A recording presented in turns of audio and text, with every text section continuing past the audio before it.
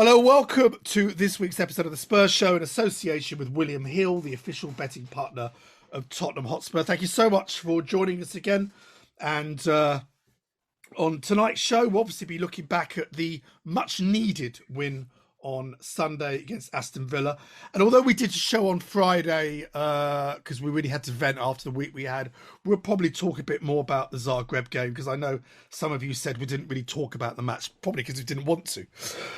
Anyway, joining us tonight, three wonderful, wonderful guests. First of all, the broadcaster, Mr. Marcus Buckland returns. How are you, Marcus? Yeah, I'm not bad. I'm actually, I had my vaccination on wherever we are now, Monday. So I've been feeling a little bit groggy. Really? After that, yeah. But your phone reception is much better, though, isn't it? Hey, come on! I'm here all week. Try the. Oh my goodness! There we go. No, I'm fine. I'm fine, thank you. Did you get the Pfizer or the AstraZeneca?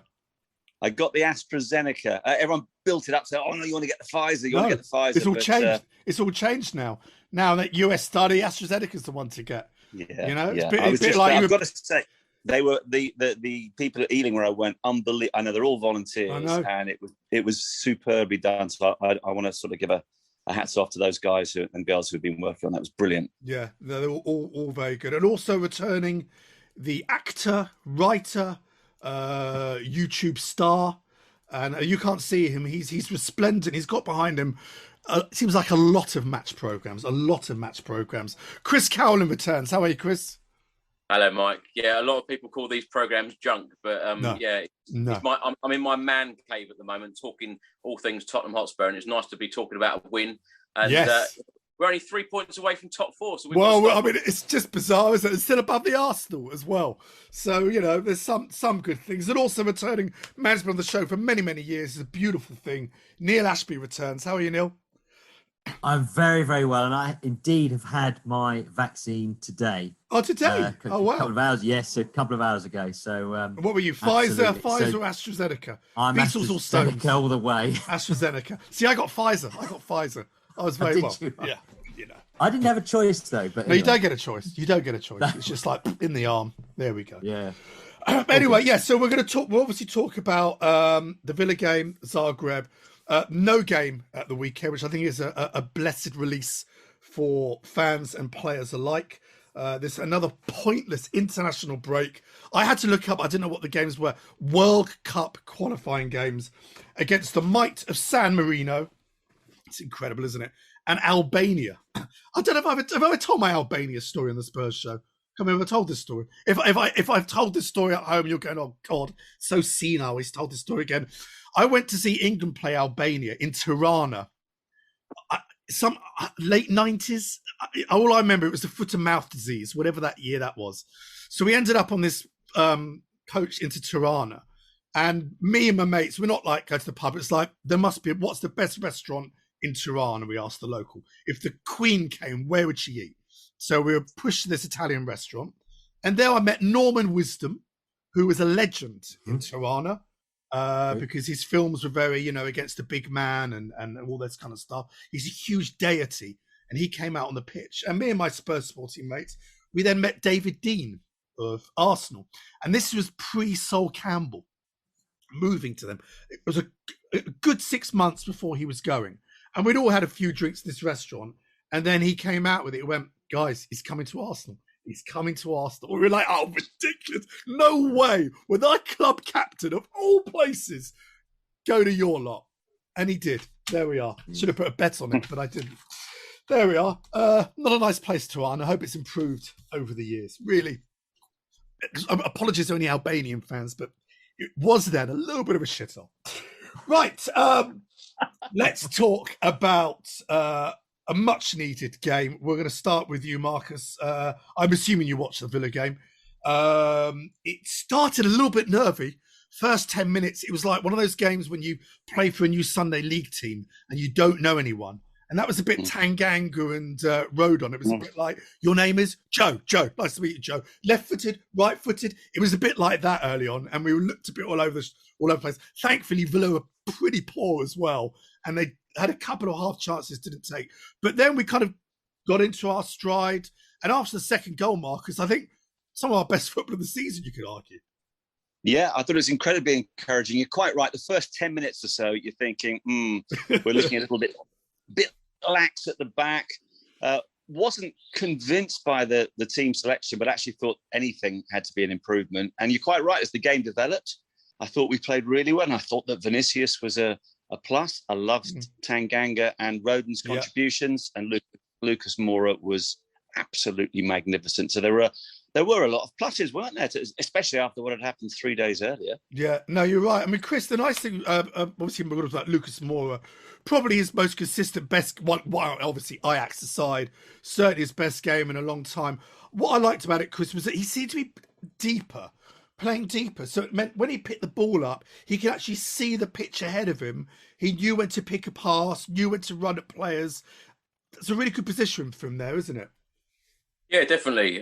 Big fan of Lucas Moura. You know, I know he gets a lot of stick from a lot of Tottenham Hotspur fans. You know, does he provide enough assists? Does he score enough goals? But, you know, certainly this past month or so has probably been his best spell in a Tottenham Hotspur shirt, and long may it continue. But I think, you know, him being more central and finding those areas as well, and, you know, certainly getting that assist for the Carlos Vinicius goal in the first half. You know, I think he's playing with huge confidence at the moment, and I think that we really need to build on this result because it was it was a huge game for us. And like you said, Mike, you know, I completely agree with the starting lineup. You didn't know what you were going to get. Were we going to get that reaction? But we did get that reaction, and now it's 9 Premier League games left, the cup final, and you know we've got to treat every game like a cup final and fight for every single point we can. Yeah, I mean, that's the hope, Neil. You hope that after the shit show in Zagreb and in the Woolwich game as well, you kind of hope in a way they take that awful feeling that most of us are still quite raw, isn't it? And take that and just kind of think, we don't want that feeling again. This is it. Now the stars and see, as Chris says, almost like the season starts now. 9 games, here we go. And if they can take, especially that last half an hour, that Villa game, and go on. I think it's Newcastle's the next game we've got weekend after next. We've got on paper, and we've still got United and Leicester. But that aside, all very winnable. I think is Everton in there as well. Yes. We've got Everton to play. Yeah. I think that that one of the things I think that we've always are as Spurs fans is after a couple of wins, we're always, this is it, it's fantastic. And then after a couple of defeats, we're completely and utterly despondent and we want to throw ourselves off buildings and all this sort of stuff. And I'm always like, no, they're rubbish. We're going to lose. And I cannot call it sometimes. What I thought was fascinating, what I thought was really, really, really cool. And I know a lot of people don't like him, but he changed the team and he made a difference in affecting those changes. Actually, what you said, we picked out Tanganga and Rodon, they did start pretty nervously, actually grew into the game quite well. What I was impressed with Rodon, actually, was that he played like a defender. So there was no mucking around, trying to turn with the ball or trying to do any silly passes. The ball went out of play. Yeah. And what that does as a defensive unit is allow you to reset yourself, which then stop them coming forward. And actually, they didn't have Aston Villa. They didn't have a lot of chances, did they? 57 minutes, I think, was their first shot on target. Yeah. Marcus, and again, I mean, Davinson Sanchez, again, he does that thing when he gives away these stupid free kicks. OA does it as well. A few of our defenders do it. Little push in the back. Look at the ref like, oh, what have I done? And you're just like, you know, now you've created the pressure on. But again, I thought he got better. And out of him and Rodon, he's the sort of more senior fullback. Do you think now, and Tanganga, without a doubt, is probably one of our best fullbacks already at the club. Do you think now he should just stick injuries aside, suspensions aside, with this team now and try and move forward? Obviously, Son will come back. I think if Tanganga can stay fit, I'd like to see him get an extended run at right back, definitely. I would always personally have Toby Alderweireld in the team if he can play. He was obviously ill at the weekend. Yeah. Davinson Sanchez intrigues me because there are times when I think the guy looks absolutely world-class and he's quick. He can look really assured. He can make fantastic interventions. But then you always know that at some point, as you say, he's either going to give away a silly free kick or he's just going to switch off for a few seconds, which in the Premier League is invariably disastrous. So I so want him to fulfill the obvious potential that he's got. But, you know, history tells you that he's going to make a clanger at a key moment. And on the left side, I love Reguilón going forward, looks fantastic. I still think he's a little bit suspect at the back. But hey, I'd much rather see him go marauding forward. And if Mourinho may be a bit of a dinosaur, I certainly, I don't want him to go. For 24 hours after the game on Thursday night, I said, right, that's it. And I'll tell you the reason for that very quickly is that I had a chat with the former Tottenham manager on the Friday morning. I won't say which one. And he'd already spoken to one of the players after the game on Thursday night. And he said, in the build-up to the match, Mourinho was saying to the team, allegedly, we don't have to win this game. Let's just keep it tight, blah-de-blah-de-blah, which actually is completely contrary to what Mourinho then said after the match. He said he went out and told the players to attack and they weren't listening to him. And of course, he said that a couple of times. Now, if it's really true that Mourinho was saying just sit back, etc., that fills my heart with dread, because I think all of us as Tottenham manager that night would have said, go out, get one goal. They've got to get 4. It's the end of the tie. So I'm still confused about that. I'm still confused that Mourinho keeps coming out and saying, oh, the players aren't listening to what I'm doing, because that doesn't reflect well on him. But having said all of that, I like the way he made the changes. I actually like the passion. You can see what it means to Mourinho. And I also don't see the point right now, when he hasn't got a clause break in his contract to spend the 35 million or whatever it would cost to get rid of him, and there is no obvious replacement. So for all those reasons, I like that team. Sanchez, I still think we need to get another. We definitely need another centre-back. Alderweireld for me is still much more solid. But they're all real signs, I thought, of encouragement at the back. And we still know that defensively we're a little bit dodgy. So let's get the ball forward as much as we can. Moura is playing in a much better place. It's true, we are a little bit like, oh, we're the worst team in the world. Then we win 2 matches, we're the best team in the world. But as you said, we've got, 9 league games? We could get a top 4 place, and we are in a cup final. You get a moment of inspiration from Bale or Son and Kane and actually beat Manchester City. So I think it's an absolutely critical couple of months in both the short and long-term future of Tottenham Hotspur. Absolutely. I mean, let's pick up what Marcus said there, Chris. He wouldn't mention the ex-manager. I'm guessing it was Terry Neal. No, I'm joking. That's an old name for you. But the mixed messages kind of coming out from the club, and it's important to talk about this. We hear Mourinho saying, I told the players to do this, and as we talked on Friday's show, they're not doing it. If that's the case, I told them to attack, they're not doing certain things, which in itself is a worry. I'm not too sure. I don't believe that. I think he is, by the way the players are playing, I think he's sort of setting them up another way. You're also getting mixed message, and I know the press kind of, a lot of it's made up, but I mean, today's a prime example. I read a couple of things today in the press. Sources say Kane wants to go. That's it. Definitely wants to leave. And then just before I record the show, David Ornstein, who is more of an Arsenal man, in fairness, writes for The Athletic. He's now spoke to some insiders. Kane is happy to spend his rest of his career at Tottenham. It's so, you just never know what's really going on behind the scenes. Do you think that's a good thing or a frustrating thing, Chris? We need trophies, though, Mike. We speak so often as Tottenham fans about trophies. And, if I was to ask all of you, if you were Harry Kane right now, if we won the League Cup and we finished in the top 4 at the end of the season, is it enough to keep you at the club? And if we don't win the League Cup or finish in top 4, are you going to stay at the club? It's a very difficult one. I know he wants the Jimmy Greaves record, and I've no doubt that he will get it if he stays at the club. But we need trophies. 13 years without a trophy, any domestic trophy at the club is far too long. When you think of our stadium, the training facilities, bringing Jose Mourinho in, having the likes of Harry Kane, Heung-min Son, Hugo Lloris has been at the club since 2012, no trophies.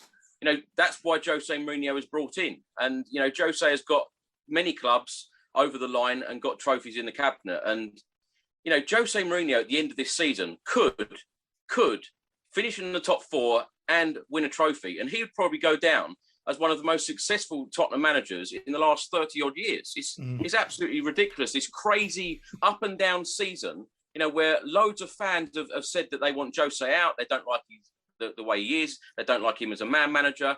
But when you saw him in the Amazon documentary, I felt that he come across superbly well. Even when people didn't like him and they didn't. People liked him after seeing the doc. Absolutely. Exactly. But I completely agree with you, Mike, that, the comments that he comes out with and, the way that he's dealt with the Dele Alli situation and everything, it's not nice to see. And I'm just hoping as a Tottenham fan that he does get us over that line and put a trophy in the cabinet, because, it is all about trophies and they are way overdue.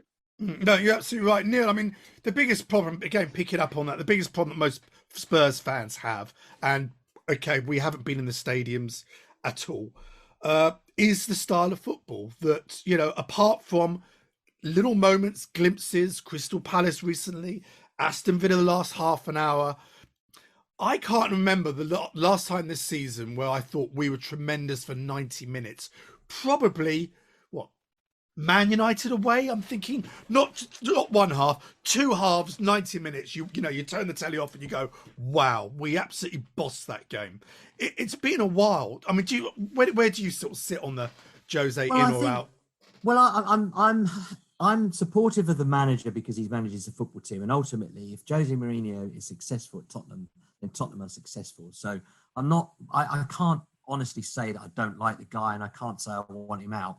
What I don't, I'm unsure about some of the way we play football. But I had a conversation with one of my great pals just before, and we were talking about the history of Spurs and being at that game, Man United, when, you know, we were 3-0 up and then we lost 5-3, and it's the soft underbelly that we had. And what my problem is now is that we still have that because, you know, we know it, don't we? If we're 2-0 up and there's 10 minutes to go, how many of us actually can say no problem? Correct. And that's the issue. And that, what I want to see change is that, where people stop coming to our stadium and thinking they can get a result, or, you know, to stop those teams that desperately need 3 points coming to Tottenham and getting them. That's what I want to see eradicated from Tottenham Hotspur. And I did see Mourinho as a piece of the jigsaw that might be able to do that. But ultimately, it's a bit of a sideshow, isn't it? Mourinho thinks a sideshow. The real issue is the money. If you look at the teams that win championships and trophies, they're the teams that spend the most money. That's the sideshow. That's the bit that we all agree on. You know, that's the bit that would fundamentally change us. But in the meantime, we have got a little bit of a soft underbelly, and I wanted him to be successful and provide us with a bit of steel and a bit of know-how if we're not playing well. But I will admit wholeheartedly, some of the games it's been very difficult to sit and watch.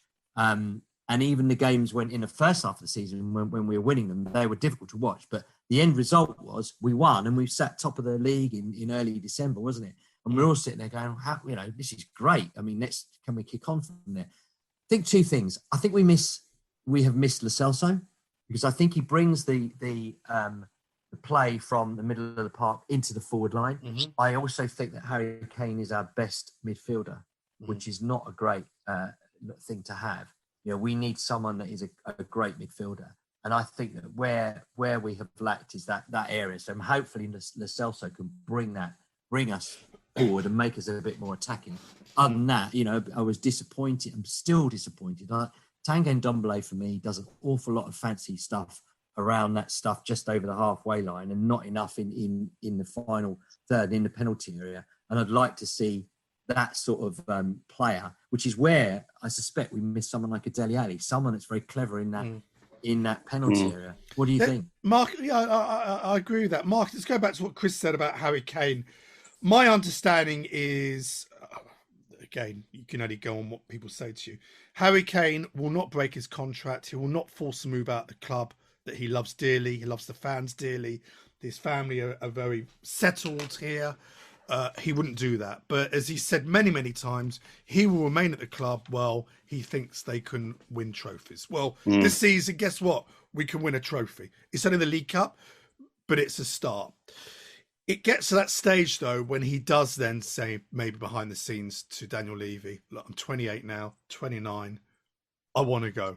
And let me go for money where, you know, I know post-COVID things will pick up, but, you know, there's rumours that, you know, one of the stories came out today, he wanted what fee we wanted for him dropped so he could kind of force a move. You hoped if he did go, and I think if he did go, well, he will go one day, and I think he will go with every Spurs fan's blessing for what he's done in the lily white shirt. I think that's a given. I think if he does go, he'll probably go overseas. I can't imagine him putting on a Man City shirt or Man United shirt. I hope I'm wrong. I know money talks, but does he really need the money? Probably not. So you can't see him forcing a move, and it's all to me. It all boils down, Marcus, is will the board give Jose another season, depending on what happens at the end of the season? Chris rightly said, win the League Cup, top 4, good season. I think most Spurs fans from where we were would have to agree with that. The reality still is lose the League Cup final, probably get Europa League. Is that then good enough? One can argue, no, it's not. Where do you stand on that? Well, I'll go back to my ex-Tottenham manager I spoke to on Friday. Terry Neal. With regard, it wasn't Terry Neal. And on the subject of Harry Kane, he told me that Kane is ready to go. Kane wants to go to Manchester City. Really?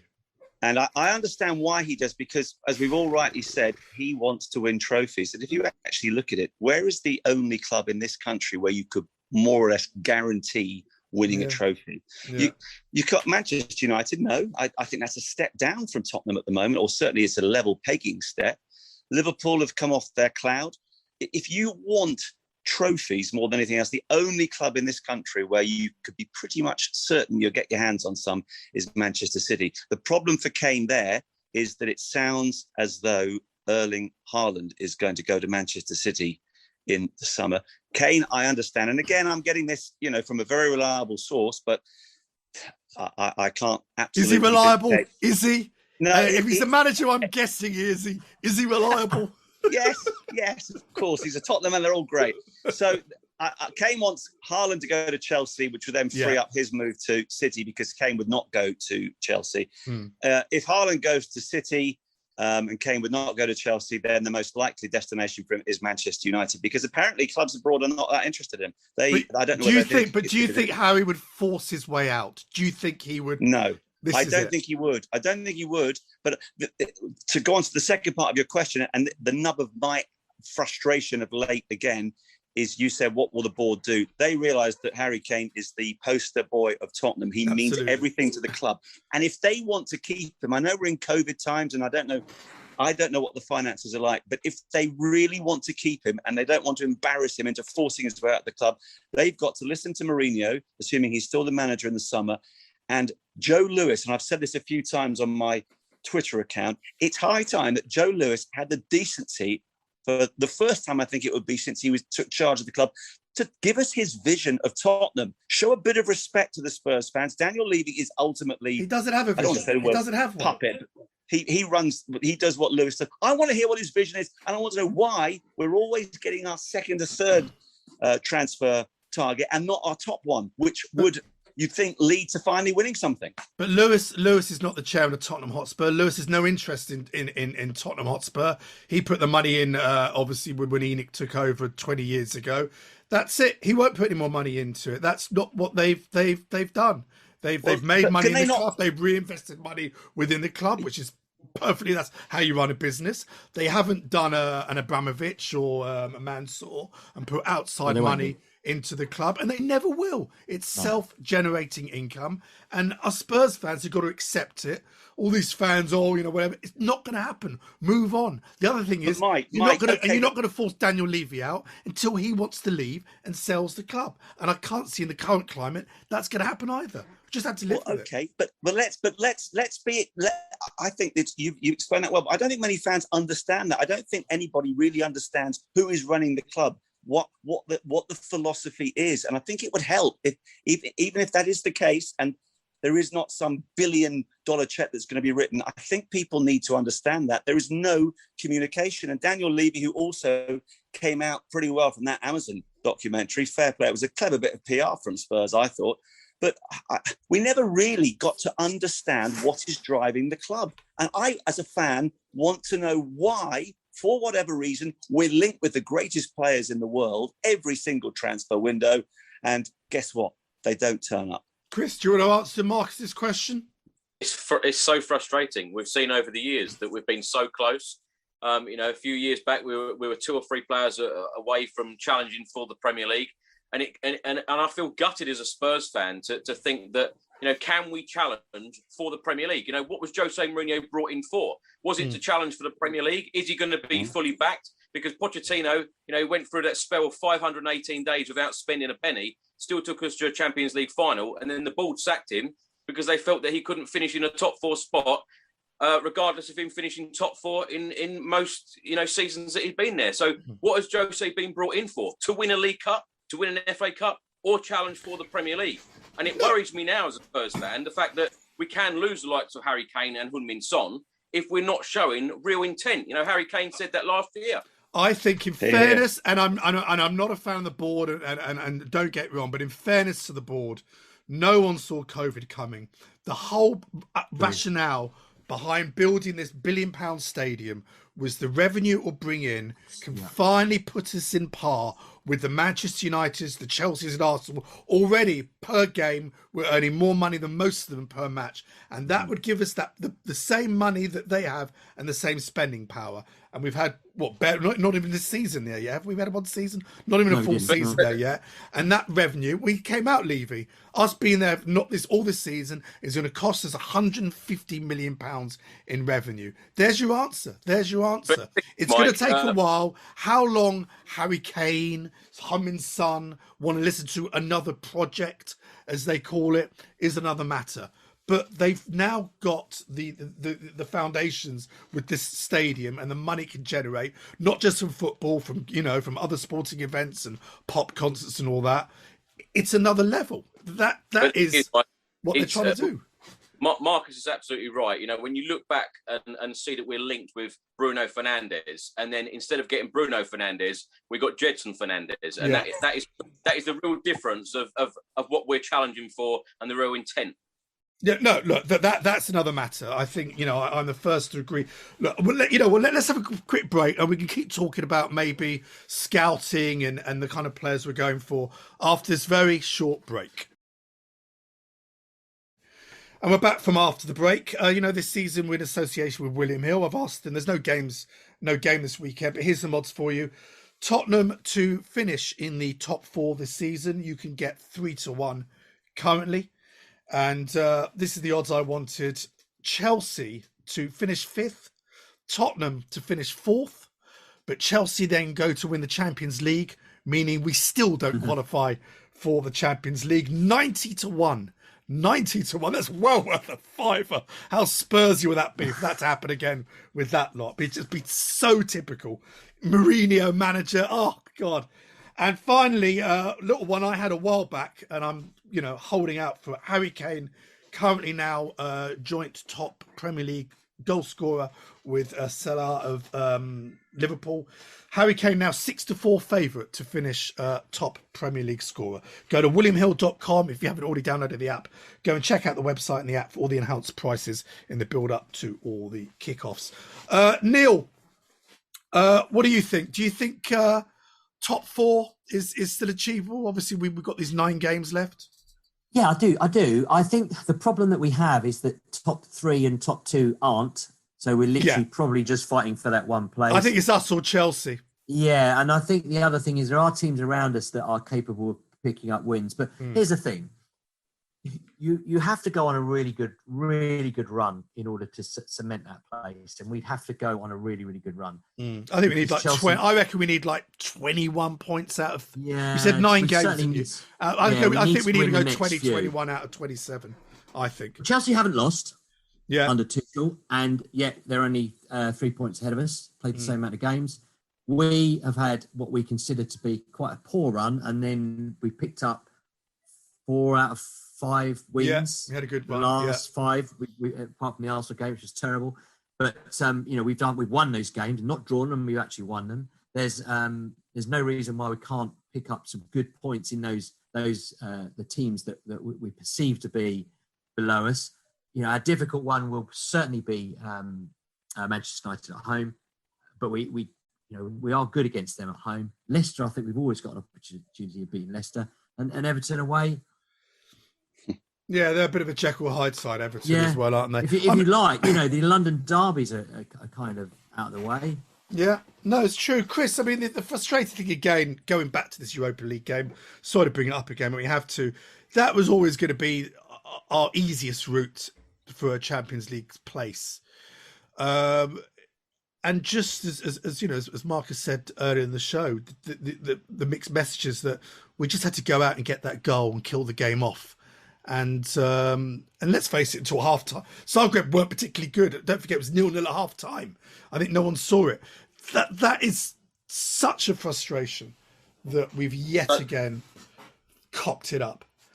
Yeah, absolutely. And of course, Jose made us all believe that he was taking us all the way to the final. And you kind of thought that he was putting all the eggs in that basket of going all the way to that final and lifting a European trophy since, 84. And I just can't believe it. I'm still absolutely gutted, because at the start of the season, I was so confident that Tottenham would go on and win the Europa League. I actually booked my flight and accommodation to Poland. It's unbelievable. And to go out... You're not going to be able to sell those tickets on, are you? It's no Milan, is it? Gdansk. No. Go and visit the shipyards. It's beautiful. Yeah. But to go out in that fashion, Mike, is just simply unacceptable. And, Harry Kane come out and said it was embarrassing, and it was embarrassing. The team embarrassed all of us fans. And, it's about now, as I said at the start of the show, it's about now, winning these remaining Premier League games. And, these players are fighting for their futures as well, because there's lots of talk about a clear out in the summer. If Jose Mourinho... Well, there will be. There must be. There must be a clear out, Chris, mustn't there? There must be, but there are a number of players there who now need to step up and show what they're worth. And, of course, Jose's on, all these millions of pounds per year. You now need to show your worth and get us over that line, exactly what you're brought in for. Who don't you think, Chris, has got a future at Tottenham at the end of the season? Who do you think they will definitely, if they can get the money for them, that's a whole other argument, people staying at the club because Levy doesn't get the money he wants. But which players, Chris, do you think under Mourinho pretty much say ain't going to happen? Well, I think you're going to have to really think about the future of Dele Alli. I think if he's not going to be a part of Mourinho's plans, they need to get some good money for him. I don't particularly like Eric Dyer. He's always fancied Eric Dyer, and now he's not in the back four. So why don't clear these players out? Eric Lamela, although he's had a good few months in a Tottenham shirt, probably his best since 2013 when he signed for us. I don't think he's delivered over the years, so perhaps he can go as well. There are so many, Mike. As you say, there are so many. But that's why I said about what has Jose been brought in for, because this huge rebuild that Tottenham need. Is Daniel Levy and the board, are they going to be giving Jose or any future manager hundreds of £1 million This is the nub of it, isn't it, Neil? Will Daniel Levy at some stage before the end of the season, obviously results are going to be important, but he's got to sit down, even if we don't get top four, which I still think is a long shot. William Hill say it's a 3-1 shot. And decide, am I going to let Jose Mourinho and his staff and Steve Hitchen, whatever, be the team to probably move on Lamela, Dyer, Dele, Harry Winks, Sissoko, quite a few there. Or is he going to start again and try and get a Brendan Rodgers, who I know was interested in coming, nearly ended up with us a few years ago. That is the thing they've got to do. And whatever they do, is that still good enough to keep Harry Kane at the club? When you go back to that documentary, there was that lovely moment when you don't know how staged it is, but Harry sits in Jose's office and he goes, I'm going to get you to the next level. I'm going to get you. You're going to be a superstar level. And one can argue, look at his goals and assists this season. He is at that level. Well, he's our best midfielder. He's our best centre forward, and you could argue he's actually one of the best defenders. So he has made him a better player this year, for however that way that is. But he hasn't made many players better, though, has he? Which is another thing you can level against Jose. Yeah, you could do, but I do think that come the end of this year, you've got some players that are going to be coming back into the club. I mean, Skipper's had a terrific season on loan at Norwich. Mm-hmm. He'll be picking up in that middle of the park. I suspect Winks might be going. You've got obviously Sessegnon at Hoffenheim. He'll be back. So Davis might Ben Davis might be going, or certainly we'd need to strengthen in central defence. But if Tanganga comes through, we only need to really look at maybe getting rid of Aurier, because I don't think Aurier's future's But the thing is, let's be honest though, Marcus. We mentioned those players to go, right? The players remaining at the club. Do you think that team is good enough to then go for a challenge for the title? It isn't. Let's be honest. It absolutely isn't. No. You've then got to bring in some serious ready-made players. None of these one for the future. Oh, you know, he'll be worth more money. We can sell him to Real Madrid one year. They've got to go out and get, what Jose's always wanted, ready-made players. That's a top, at least one top centre-back, another top full-back. And, you know, Skip, great. Skip will probably vie with Holbier in that position. Is Ole for Skip going to make you win the title? Probably not. No, not yet. No. You know, there's still so much work has got to go into that recruitment, isn't it? But that's where Mourinho is good. He can go out and buy ready-made players, and if he's given the funds, I still think he'd have the allure to attract certain players over. Clearly, it would be much easier if we finish in the top four. And on that subject, I suppose the one thing we could try by pulling wool over our eyes to say is that by being knocked out of the Europa League, we've cleared our fixture list a little bit. Yeah. Aside from the League Cup final, we can now just focus on those 9 league games without worrying about going off. Well, it might be across the north to Arsenal in the next round of the Europa League, but we can focus entirely on that. Chelsea is still in the Champions League. I look at the respective set of fixtures that Spurs and Chelsea have between now and the end of the season, and the way Chelsea are playing, and the fact that what they've conceded, is it 2 goals in 14 games, something like that under Thomas Tuchel. They don't score a lot of goals though, and they've still got Man City, they've still got Arsenal. Yes. Man City and Arsenal. They've got Leicester, a great run in the Champions League. They've got the Champions League, final, as horrible as it is, but and the FA Cup, might just and the FA them Cup a little bit. Yeah. So we might ironically benefit from getting knocked out of the Europa League. Yeah, you're right, Chris. Let's just go back to the players you mentioned. If we assume, because of the lack of income coming in this season, Daniel Levy, let's say Jose Mourinho is there next season, and they sit down at the end of the season, he'll turn around to Jose and go, look, we've had no money coming this season apart from the TV money. That's cover the wages. So I'm telling you now, you've got to sell players, and whatever you sell, you can use that money. Okay, I agree with you, Chris. Dele Alli out of all of them. I love Dele Alli, and I'd rather he stayed at the club than Jose personally. But Dele is probably the one that you have to let go. And again, current climate, players, clubs don't have the kind of money either. But, you know, you can see Dele ending up at PSG. Probably, 60 million in today's terms? Let's go 60 million there. Eric Dyer, we picked him up very, very cheaply originally. What's Dyer worth? Let's say 10 mil. Lamella 5. Aurier 8. Winks 8, 16s.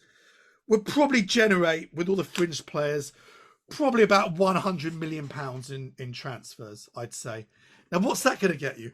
3 top players? 3 top players. Wow. It's not enough, is it? It's that's exactly why Pochettino said it's a huge rebuild. And, you know, we didn't refresh in certain transfer windows, and it's now biting us on the arse, really, isn't it? And it's going to be very difficult. And that's why I keep asking, you know, why was Jose brought in? You know, is it to win a domestic trophy? Is it to please all of us fans that we've actually got a trophy in the cabinet because they're so overdue? But I want to see us challenge for the Premier League. I really do. You know, every single fan wants to see us challenge for the Premier League. It's 60 years now since we last won a league title. It's absolutely crazy. 1961. The rebuild is huge, Mike. And, you know, I only mentioned Dele Alli, by the way, is because, you know, if he's not getting game time and he's not fancied by Jose Mourinho, then you may as well sell him. But that is down to Daniel Levy truly backing Jose Mourinho and saying, you know, you do what you think is best and you manage the club in the way that you see fit. But there are so many players, as we've seen. The season has been so up and down. And that's why I think in this crazy season that we've had, you know, we can end it on a high by winning a trophy and finishing in the top 4, because, you know, Pochettino got sacked because they thought that he couldn't get in the top 4. So top 4 is a board requirement. Yeah. You know, top 4 is what we should be getting. Yeah. So it has to be a must. Yeah. No, I think you're right, Neil. I mean, if you're Daniel Levy, what do you do? I mean, I think the problem he's got is I don't think there's any great candidates. There's not someone there you go, well, he's a shoo-in, he's a shoo-in. You've got Nagelsmann at Leipzig, very young, unproven outside Germany. Yeah. Rodgers, I like Rodgers, but you could argue, well, he stiffed at Liverpool. He had a chance of winning the league with Liverpool. He didn't. He went to Celtic, but one could argue Scottish football is inferior. I think he's done wonders at Leicester, but as yet, Leicester haven't won anything yet either. You know, there's not many great candidates that you go, well, he's going to come in and he's going to look. No one's guaranteed success, but there's not one shining light there, is there? No, I think that the issue around COVID will affect that thinking. So what you will have is a decision, I think, that they sit down and say, right, what can we generate? And then that will determine possibly then what they go and get. I mean, this is assuming, of course, that they want to get rid of Mourinho. They might not want to get rid of him. They might want to keep him on. Well, he's under contract, and that's a lot of compensation. And I think that him to go. There's always a chance. There is always a chance that you can turn. There's a lot of players that are playing now that aren't playing particularly well, but there's always a chance that some of these players that will shine and will start to have great seasons. And you don't need an awful lot to bring the other team along with them, because confidence and a role of games suddenly breeds a bit more confidence, and then everyone's into the process. I think with someone like Nagelsmann, I think what you'd have to do there is you'd have to say, look, we haven't got the money to go out and buy off the shelf players at 80, 100 million. We just don't operate like that. We've never operated like that. We've got some great kids, and you can do a little bit of mixing around here and there. But this would be a project for a manager like that, and it would another bloody project. Another project. Well, this is unfortunately that's the problem, isn't it? Because we don't have the funds to go. There you go. We're having that, and we don't do that. That's not how we've operated. Yeah, Marcus, another bloody project. I mean, this is it. I just, what Chris says is, why do you bring Jose in? Jose has been absolutely he's a serial winner, and his argument is start with the League Cup. You speak to, I think Glenn Hoddle was interviewed at the weekend about when he won the League Cup. I think it was at Chelsea, maybe. The whole thing about that first one, that Steve Perriman on his show, that first trophy, it's all about getting that first trophy. The habit of winning. We all get that, and look, and we've got a chance against Man City, but it's still we're absolute outsiders to win that game. But do you think a League Cup win will really appease the fans? What if we got League Cup and finished 5th or 6th? Is that a good season for Jose Mourinho? Do you know what? Yeah, I would say it's a good season just to win some silverware, because it's been so long. But winning a League Cup in itself, as our history will tell you, does not mean we're going to move on to the next level. We won one under George Graham in 1999. We won one under Juan de Ramos in 2008. And he was sacked. Well, they were both, exactly. So it's a lovely day out, except it won't be, because you can't go to Wembley for this one, which possibly is going to be a blessing in disguise if we get beaten 5-0. I think it will appease us at the moment, because I right now will stand up and sign up for winning the League Cup and finishing in a Europa League place. Because the one other advantage about the Europa League, with all due respect, although we have done amazing in the Champions League, the chances of winning it are very, very slim, and it does offer an opportunity for some of the fringe players to play on a regular basis in those Europa League games. So I don't think it's a poison chalice. So if that's what it's meant to be, let's get that bit of silverware. And I think let's keep Mourinho. How many more managers do we want to bring in and out? It's not necessarily the manager's fault, as we've all alluded to. I think it's the way the club is run. We've got to cut our cloth accordingly. And let's stick with the guy who has won silverware wherever he's been. Interesting. I mean, the other thing, Chris, I don't know if a few of you saw it. Gareth Bale was interviewed today and said end the season, as far as he's concerned, he'll be going back to Real Madrid. Spurs fans going crazy on social media. He's on loan. The deal, I understand, it's a 1-year loan with an option for negotiation for a 2nd-year loan. He's a Real Madrid player. What else is he going to say? There could be this ironic thing, Chris. If you're assuming we won't be allowed back into the stadium until what? Maybe December, I'm guessing. It's certainly not going to happen August, September, October, maybe October, but probably not. We could have the situation when Gareth Bale returned to Tottenham and none of us see him play live. Well, I was lucky, actually, Mike. I've seen him play live. Oh, did you get tickets for... Yeah. But I tell you what, I read a report earlier before coming on here. and I think it works out at £1.7 million per goal this season in a Tottenham shirt. Wow. So when you talk about money, we've certainly spent the money there. But Gareth Bale, obviously, we're all huge fans of him, and we were all super excited about seeing him back. But it hasn't been, quite the fairy tale return that we all imagined. Yes, he's had a couple of good games, he's had a couple of good glimpses, but if in my opinion, and I think if it was my choice, I don't think that I would renew it anyway for the second season, because I don't think he's done enough this year. I think that's pretty reasonable. A few bits and pieces. Obviously, a great announcement that Sky and BBC have done a new deal with the women's game, bringing 7 to 8 million in for next season. Great news for the Tottenham women's side, currently in the Super League. Other bits and pieces for premium content, including a daily Spurs news show, ex-player interviews, and original documentary series on Spurs. Go to patreon.com/Spurs show for the cost of about 50 pence a week. Next week, Theo Delaney is here with another Sky broadcaster, Jeff Brazier, Simon Dent, and Kitman Roy Rayland returns. Gentlemen, thank you so much for joining us. We could have gone on for hours here, but thankfully we've all still got lives to lead. Any of you going to be watching the World Cup games? Neil, are you going to be watching the massive England-San Marino game? Hoping that Spurs I will, yes, I injured. will. Like I said, there's not an awful lot else to do, so football's on. True. Yeah, the football's on. Chris, do you watch England? Do you follow England? Yeah, absolutely. I just hope that Harry Kane is rested and doesn't play a minute. I mean, he'll say that, Marcus. He'll probably want to play because he's after that Rooney record. You want to play against San Marino, surely? Yeah, absolutely. Of course, you're going to cheer them on. I can't pretend that I get hugely excited at these international breaks, but No. Yes, come on, Harry, come on, England, and then let's get back and beat Newcastle, please. I mean, already this hasn't been a game yet, and Ben Davies has just pulled out of the Welsh squad. We've got injured in training, so already before ball is kicked in anger, we've got one player crocked. So let's hope all the others come back unscathed. Anyway, Marcus, thank you so much for coming back on the show. Pleasure. Chris, thank you so much for coming back again. Lovely to see you, Neil. Lovely to see you as well. Thank you so much for all of you around the world listening. As I said, we'll be back next week. Until then, come on, you Spurs.